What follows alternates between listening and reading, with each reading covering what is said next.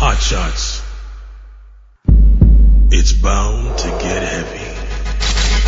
Big brother, big brother, big brother, big brother, big brother, big brother.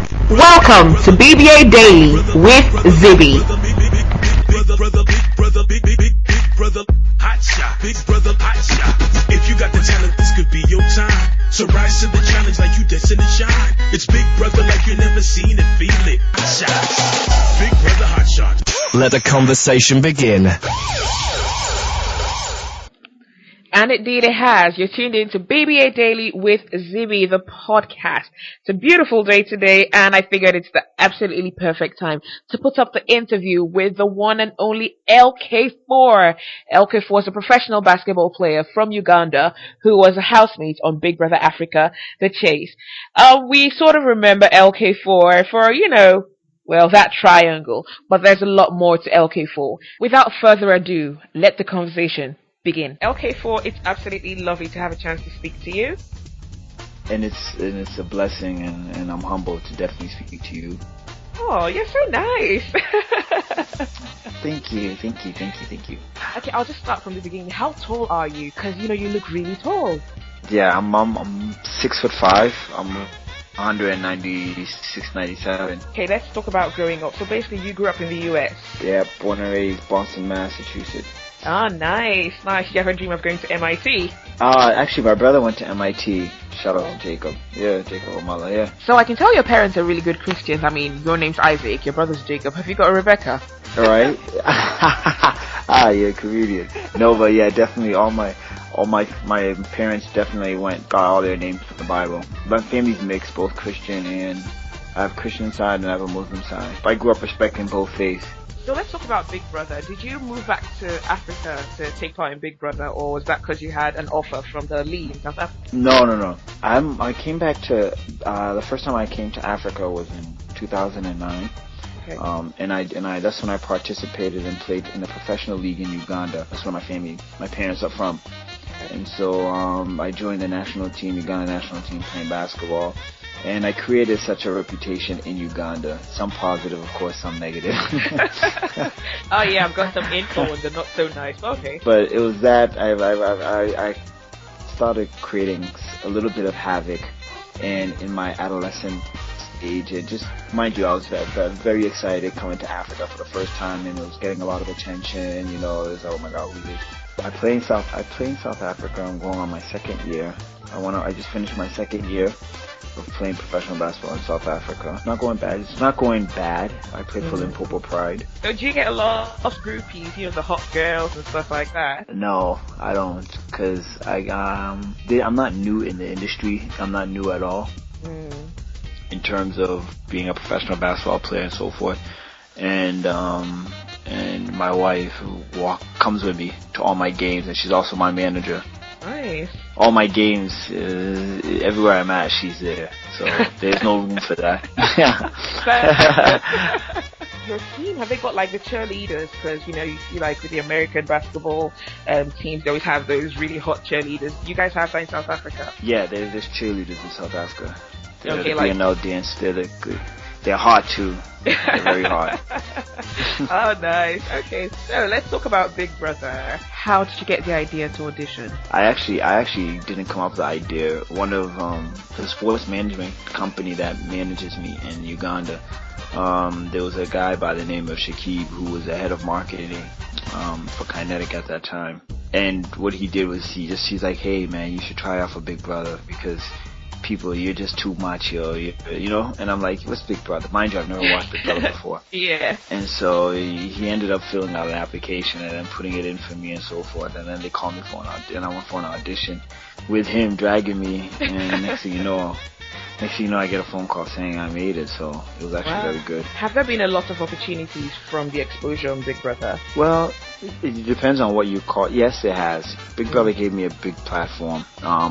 But at the same time, I'm happy a successful person is successful when they're happy doing what makes them happy. And getting paid with what makes them happy. And the only thing that makes me happy is playing basketball and definitely trying to develop the sport here in Africa. So what Big Brother did for me is it exposed myself as the first professional athlete to be in the Big Brother house, and it gave a lot of attention to basketball. People was like, okay, some people that never heard of basketball now heard of basketball and got interested in basketball. So the opportunities is endless, and it's still there in terms of basketball wise and so forth. I'm not a TV presenter or radio personality and so forth, so I've never exploited that, but at the same time, that doesn't mean that I'm not going to. But it's given me it has given me so much, it opened doors for a lot of things. I'm now acting, I'm doing a lot of acting, and while at the same time while I'm playing basketball. So now it's my off season, so I'm exploring all those opportunities now. All right. I just need to ask a really silly question, but are you still addicted to Facebook? Am I? Yeah. I'm actually, believe it or not, I don't even be on Facebook anymore. Like, I'm not there anymore. Right now I'm so active on Twitter and I'm trying to improve my Instagram page. So those follow me at LK-4. But I'm trying to improve my Instagram. I'm definitely trying to improve my Instagram and my Twitter. But yeah, so in terms of social media, I'm so addicted still. Like, I'm actually I could sometimes become very anti-social because I'm always on social media. Which is bad. I'm trying to break out of it. Yeah. So I remember, your video, the night you walked in the house, you're like, what are you going to miss most? Oh, Facebook, please don't leave me. And I'm like, we kind of moved to Twitter already. I know. Yeah, but I was already on Twitter, but I really wasn't active on Twitter, All right. So moving on, did you have a strategy? Because, seeing as you had probably never seen Big Brother Africa or US or England, My strategy was just total failure. Oh my days, you are so honest. I love you. My strategy was just total failure. Like, all I knew is, first and foremost, one of my biggest issues is I'm too much of a thinker, and I think I know everything and I know it all because I like to read. I'm a nerd, believe it or not. So I was naturally, of course, I had to inquire and go to as much YouTube clips as I could in terms of what is Big Brother, what's happening and everything. So I was trying to do homework and cram in like a period of a couple of weeks, which of course was total failure. So I just summed it up, of course, with the advice of others. I summed it up as, okay, the biggest populations in Africa is from Nigeria. Okay, so those will probably be the most votes. So I definitely have to be very close with people from Nigeria. Then I figured that, hey, South Africa just won it the year before, so it's probably trending on a high wave. They probably have a wave of platform like, oh my god. So I'm like, let me be close to Nigeria and South Africa. Not knowing that the housemates would be a boy or a girl or whatever. Right. It just so happens that cause I didn't know that. But even if it was a boy, two men or whatever, I was still going to be close and create a good ally and friendship. But it just so happened that there was some two beautiful women, and the rest is history, man. Blew up my face. Right. But it seemed like basically in the house you might have had a plan, but somehow during the game you sort of let go of the plan. Did that happen? I did. I let go of it because at the end of the day it was like, what, I'm who I am, and it was just it was unfortunate that I got out. I left the house, after the second week, and I think Africa would have seen another side of me, like, whoa, like where they would have enjoyed watching me. And of course, because as you saw, the drama just kept brewing. I don't know what it is, but I always find drama and whatever. But yeah, fair to say. But I did. And it just so happens that as much as people be like, oh yeah, LK-4, he's a player, he's a ladies' man, I really am a sucker for love, hey? And I think in the game, I wore my heart on my sleeve, and I always do, and when I start to like someone, and so that's what happened, man. I wore my heart on my sleeve, and of course, it bit me right in my ass, man. But it is what it is. Yeah, I think that's one of the techniques, or rather one of the tricks or tips to surviving Big Brother. Don't go with your first instinct. If you walk in the house, you see a girl or a guy you think you like, just give you a few days, because chances are things might change, because when you like someone and then somehow you realize maybe I don't like that person that way, I like the other one that way, people sort of see you as a love rat, and that sort of No, breaks you. the best thing to do is never couple. Just don't couple. It's the same advice I gave all the other people. Don't couple, because when you couple, what if that person's going out the house? We're African beings who have compassion in our heart. And so naturally, if we're gonna separate one people, it's like, hey, we don't want to separate one person. Since they're both in there together and they're so in love, let's let them both leave, and that's what happened with me and my other housemate that I was in a relationship with, or whatever you want to call it, situationship, just biggie relationship. That's what I call it, biggie relationship. I was gonna ask, when you left the house, there was some controversy because there were these tabloids digging up stories about you. Apparently you had 3 women at the same time. Was that real, or was that just like something blown out of proportion? Man, it was so bad. It was so blown out. It was wrong. I didn't have anyone. Wow. I wasn't dating anyone. I wasn't dating anybody at all. And that was even more the reason why the week after I got here, I flew out Coquetso, so that you stop going to listen to rumors. This is my home. If I had something to hide, I'll never invite you to my home, let alone meet my family and my parents and so forth. So I really, that's one of the things I wanted to do, I happen to be, I've gone through so much slander, and it comes with the territory when you're an athlete, so I've accepted it. But at the same time, man, when you get to know me, you're like, holy crap, this guy's he's not as bad as what the media makes it out to be. And that's usually the case with a lot of people you meet that are on a public platform. Have you ever been to Nigeria yet? I've never been to Nigeria, and I'm my so goodness, thirsty to go there. I really want to. It has a good environment. Forget about all the bad things that they're saying. Yeah. But I think it has a very good environment. It has a very good basketball culture, something which I'm very good at. And I think I would love to. I would actually love to, and I would want to. So what's it like, moving back to Africa? Obviously you haven't lived here for that long, and the first time in your life you're in Africa is 2009, and all of a sudden you're sort of thrust into it. Like, did you have difficulty adjusting? See, no, not really, because of the fact that I lived in a Caribbean country, Dominican Republic. Oh, wicked. Which is like mini Africa, but they just speak Spanish. So I didn't have a hard time. The only thing is, I'll tell you a story. It's funny. When I first came, I was insecure because the way the West portrays Africa is very ignorant. Think there's no roads, just a whole bunch of bushes and so forth. And so when I was coming to Africa, when I was coming to Uganda, in fact, the way I packed my suitcase was a reflection of the ignorance that I was taught. In my suitcase, I came with army pants, Timberland boots. In my suitcase, I had flashlights, mosquito repellent. Because I didn't think they had batteries, so I was carrying batteries. I was carrying. And then so I'm like, oh my god, how am I?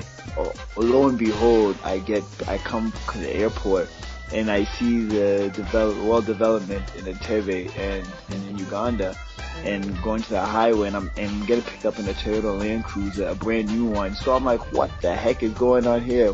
And ever since then, ever since I came to Africa, I fell in love with it. I love it. And I can see why a lot of Europeans or Westerners, when they come to Africa, they don't want to leave and they want to stay here, because it's really the pearl of the world. It's the breadbasket of the world. It's the most welcoming and humble atmosphere. It's everything. It's just so sad that we have these geopolitics that are literally trying to depopularize our people with all these epidemics and so forth that are springing up out of nowhere. It's sad, man, but at the same time, this is the best place in the world, man. I agree. Okay, so are you involved in, any charities? I actually am. I'm involved with Cheese Kids. That's the Nelson Mandela Foundation. I'm involved in Save the Children. Save the Children Uganda. I'm involved in Wipro. I'm involved in a lot of things. I'm involved in a lot of things at the same time, I'm trying to partner them up with my foundation and my camp that I'm doing also. Okay, is that a basketball camp? Yes. I do for the youth. Nice. Impoverished, right? We'll take a break now. When we return, LK-4 and I have a chat about Coquetto, Beverly, and of course that famous triangle, in addition to the entire Big Brother experience. Don't go anywhere.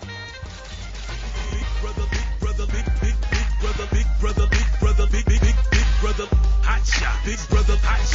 If you got the talent, this could be your time. So rise to the challenge like you destined to shine. It's Big Brother like you never seen it, feel it. Don't go in unless you're going in it to win it. You'll need change cause the spotlights are so bright. So when you reach that height, you will have to fight. All eyes on you, your name and lights. You want the fame, man, up like it's your right. Gotta get into action, swag out your passion. The life you live for, drive it up and you can cash in. Fame and fortune is all you got. When it's rise of the hot shots. Big Brother Hot Shots. Start 7 September. Exclusive to DSTV Premium, DSTV Compact Plus, DSTV Compact, and DSTV Mobile. Welcome back to BBA Daily with Zibby, the podcast. This is a one-off special in which we speak to LK-4 from Uganda, former Big Brother Africa The Chase housemate, who tells us, well, all we ever wanted to know. So, LK-4, what exactly happened with you and Coquetto? And it's okay if you don't want to talk about it. Well, nothing happened. We just, I think everybody has ups and downs. Relationships have two things that make relationships not work: misunderstanding, miscommunication, and at the same time trust. And when all those get met at a high velocity, which is what happened with us because of our public image, it really becomes very hard to keep up and to be in a relationship, especially when you're coming from somewhere farther, and we live far. And so it just so happened that without going so much into details, I respect her. She's a smart woman. She's ambitious, and I respect her. And I think she's a woman. And we're all young. I respect her, and I wish her all the best. I'm pretty sure she should be happy, just as well as I'm happy, And I can't really say anything bad about her. It wasn't what God's will was, And that's it. We never had a bad breakup. We never had a bad anything, in public. I never try to humiliate her, or I strive not to humiliate her, or so forth, So I wish her all the best, and I'm happy for her. Okay. She's a testimony of South African women in general. Beautiful heart, beautiful soul, beautiful spirit. So yeah. The thing is, when all the drama was going on, for some reason I didn't really like you because I thought you were a player. Really? Really? But the thing, okay, and but cool, this is. But the drama when it started coming up, I'm like, oh, Drax, so he's a player. No, do you know what? But do you know what happened? And this is what a lot of people don't understand. Mind you, I've never watched Big Brother, and it was very hard. The day that I was getting those avatars in the house, right? Do you remember when I was getting those avatars? I remember. I was sitting next to Hakeem, right? Do you know what Hakeem said to me? He says, "You're getting all these avatars, huh? But let me tell you, if you don't leave this week, you're gonna leave the next week because you only have one avatar. And you have to give it to one person. Because if you hate one, so he's like, if you don't like, mind you, he's like, mind you, this is not one people, this is not one person, this is a nation, And so the whole time while I was in the house, I was battling that, Like, how do I not? Because someone likes me, and granted, I did flirt, and come off very flirtatious. But I knew where my heart was, and it's like, how do I come off not being a shitbag or not being a jerk, but at the same time not dissing a person who has a beautiful heart and beautiful soul, which is Beverly, but at the same time also dissing a nation. So all of that was battling in my head, and it was like, oh my God, believe it or not, when you're in the house and you're in such a situation, you start to almost live a triple life, not a double life, but a triple life. You have your own life, then you have the inside the house life, and then you have outside the house life. So all three of those can't cut.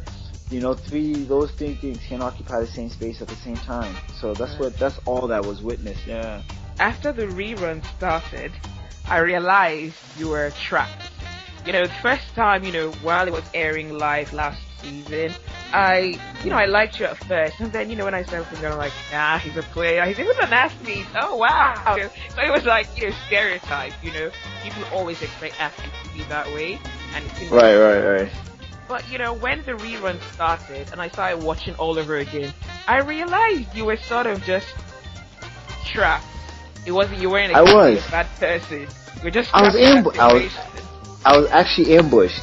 Even O'Neal would tell you. It was like, yo, they ambush you. It was like people they conspire to get you out, man. It was like you were so ambushed, yo. Oh, wow. They're like, this guy here, this Casanova got to get out the house. And the only two people, and the only two people, mind you, I've never got voted from the house. The only votes I've ever had were from one person, from two people in the house. That's it. And the two people that voted for me in the house were Geza and Neil from Angola. Okay. This is what put me up on the auction block. That it was only that 1 week. Those two that voted for me. And the reason why they voted for me is Neil said that he didn't think I was really a basketball player. That's why he's voted for me. Really? Oh my days, that's a weird reason. Imagine, he's like, I don't think LK-4 is genuine. I don't think he's really a basketball player. He doesn't look like he's a basketball player, so I'm gonna vote for him. And then Bigeza voted for me. Bigeza says, because I don't know if he really likes Koketsu. Imagine.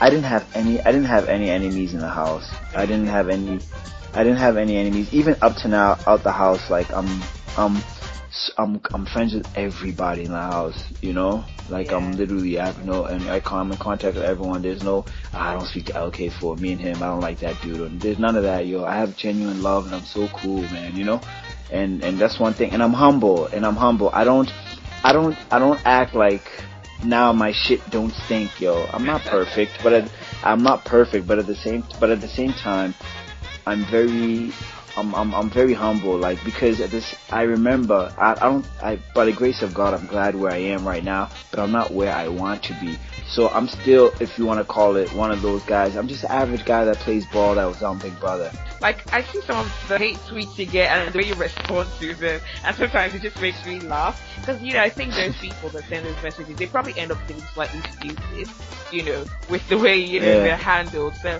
I think, your time in the house, it didn't really show you to be who, you truly could be, or who you truly are. But, that's life, isn't it? Yeah. No. But the thing is, if there was another Big Brother All-Stars or whatever, trust me, like, I'm saying this very humble. I'm saying it very humble, but I'd win the money. Yay! Go LK! Go LK! And I'll be waiting right here to tell you one. But I see what you mean, because, it's such a weird experience, like, especially when you have no idea what the game show is, They're a bit transparent, because, you've got people that have been watching, people that are telling people when you go in the house, this is what you do, this is what you do. And of course, you're not judging from your own perspective. I remember you said something about your sister saying be close to the Nigerians. Your sister definitely was speaking from her perspective. And I think you were a bit too trusting, because I can't believe you said that out in the open. Those are things you never tell anyone. No, I was under the look. I was under the influence, hey.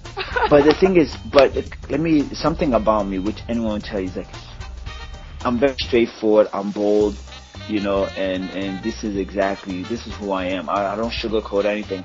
I'll tell it to you like it is, man. Either you love me or you don't. At the same time, I'm gonna say it respectfully. I'm not gonna try to belittle you or say it in any bad way. But at the same time, I'm gonna tell you like it is. Like, this is me, And I'm very straight. I'm very honest. And just like, hey, it is what it is. So how do you cope with being in the house? Because, in real life, if someone is pissing you off, you just, walk away, or they walk away. But in the house, you guys are not going anywhere. You guys are both there.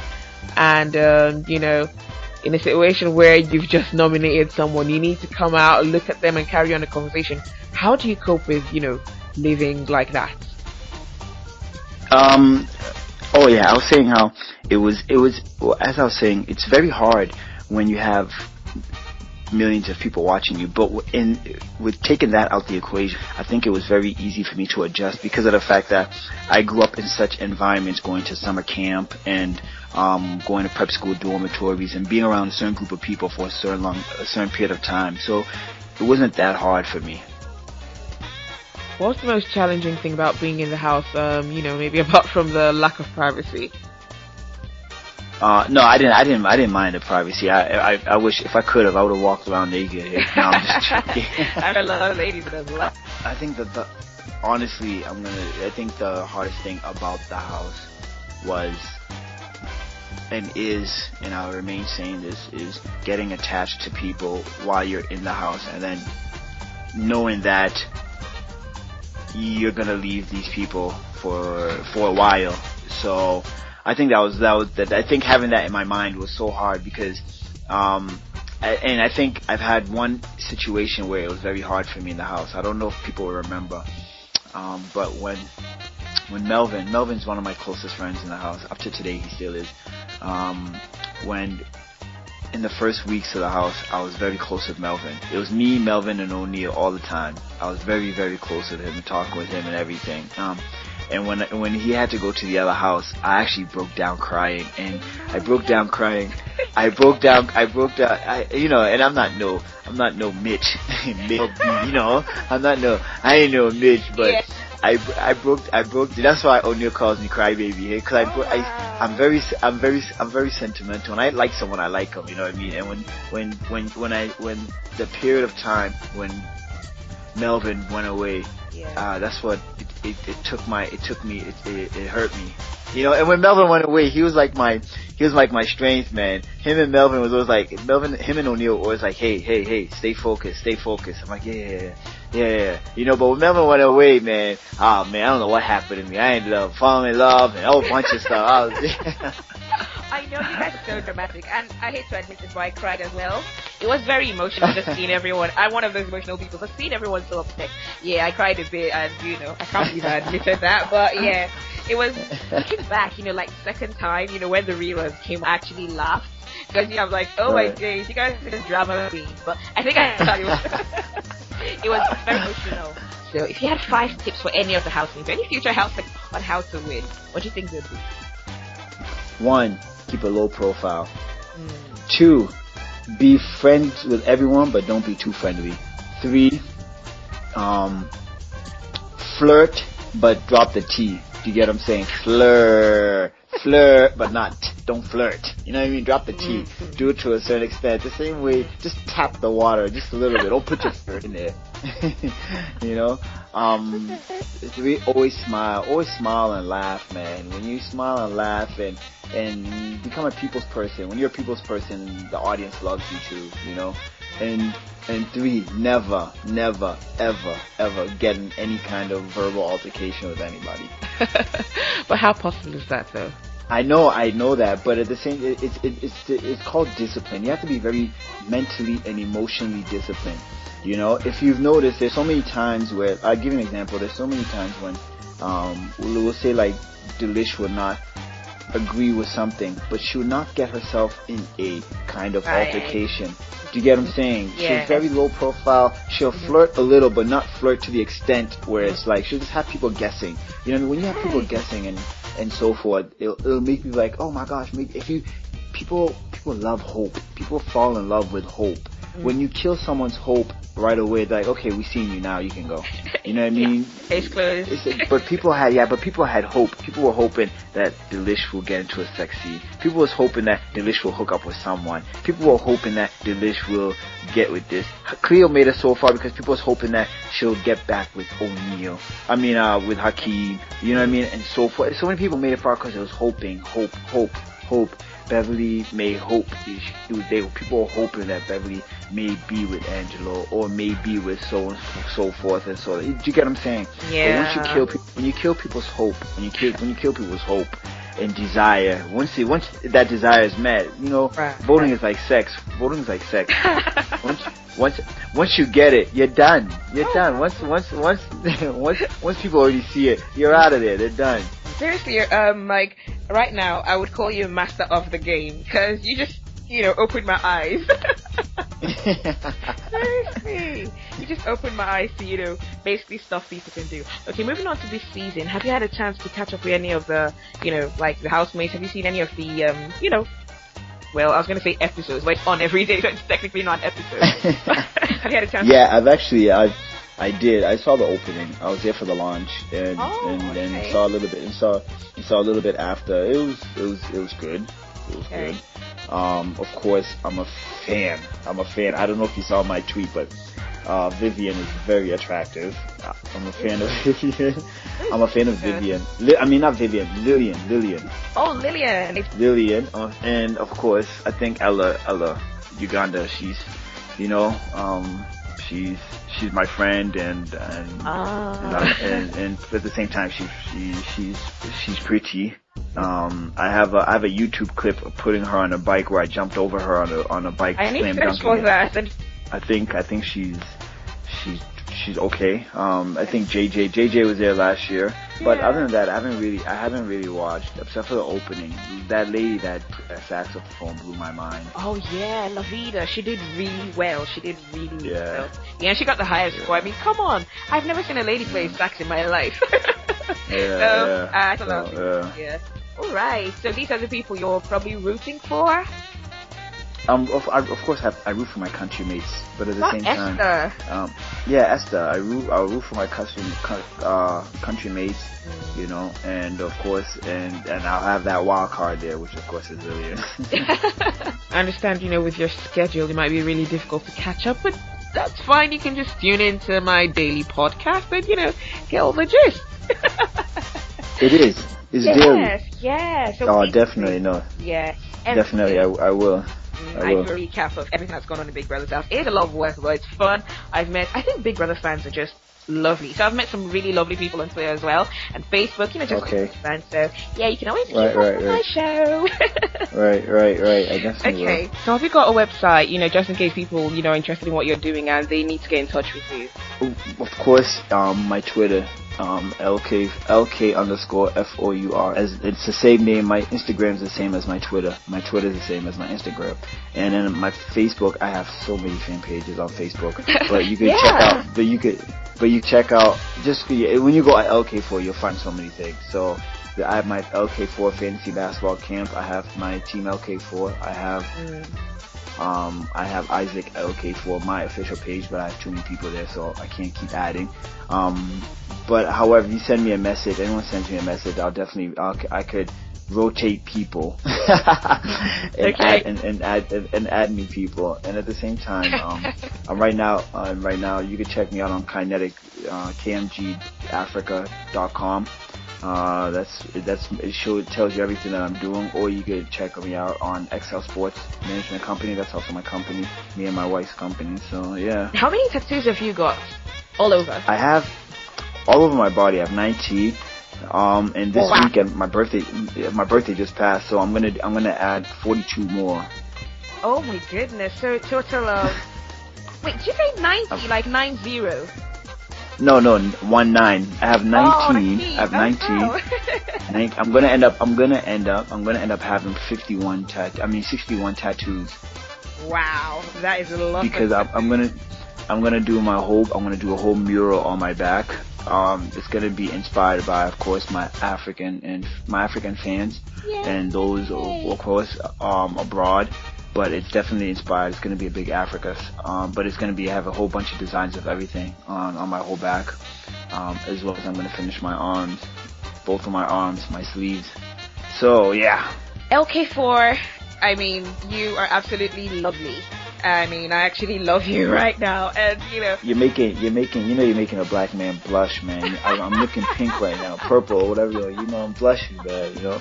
My cheek muscles hurt now. No, I've had an amazing chat. I feel like I understand a lot more. It's just shed more light, totally cleared everything up, and the fact that you're involved in charity. I really love it when people give back.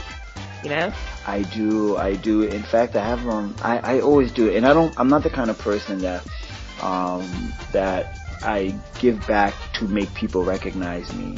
You know, I don't do that. I don't try to showboat or anything. There's so many unseen things that I'm doing, right? I'm putting kids through academies to go to school, man. Like I adopted kids and putting them through academy to go to school and so forth. Like a lot of people don't understand like how I'm trying to change people's lives, and that was my intention of going to Big Brother, is because I want to change people's lives using a platform that I'm best recognized with, and that's basketball. You know, unfortunately I never got to make it to the NBA, but I could at least make it by being important figure in someone's life that they got to see. Like you couldn't get to touch an NBA player, but you could get to touch a pro basketball player that's right here on your continent and who's willing to help and develop not only your game, take things from basketball and add it to your life in terms of life skills and how to use principles in sports in general and apply it to your world of your life and inspiration, man, you know? Because I really, like, I've been through it all. I've been on 3 different continents, man, and I've been ups and downs and so forth. So it's like, hey, there's so much I could give back to kids, man, and that's what I'm gonna be on this earth doing. That's what I'm gonna die on this earth doing. Really lovely. That's absolutely awesome. I mean, thank you so much. But yeah, it was actually good, and you asked me some very honest and straightforward questions, and I like that, man. I appreciate it, you know. Same here. Thank you so much. And it's a wrap. Yeah, it's a wrap, man. Thank you. Thank you so much for tuning in. I hope you had a blast. It was absolutely lovely speaking with LK-4. I like that in addition to being an athlete, he's doing great things and helping his community in the way he can. I hope this inspires a lot of us out there to go out and do some good. And hopefully we can make the world a better place. Yeah, I know I sound like Michael Jackson right now, but you know what? Heal the world, guys. Okay, I have to go. It's been absolutely amazing. Don't forget to keep a date on the next special. We have Mira from Mozambique, who was recently evicted from the Big Brother Africa house, and we get a chance to sit down and have a lovely chat. Just in case you've got a question for Mira, tweet your questions to me at ZBJ or use the hashtag AskMira. Thank you very much. Have a lovely day, guys. Adieu.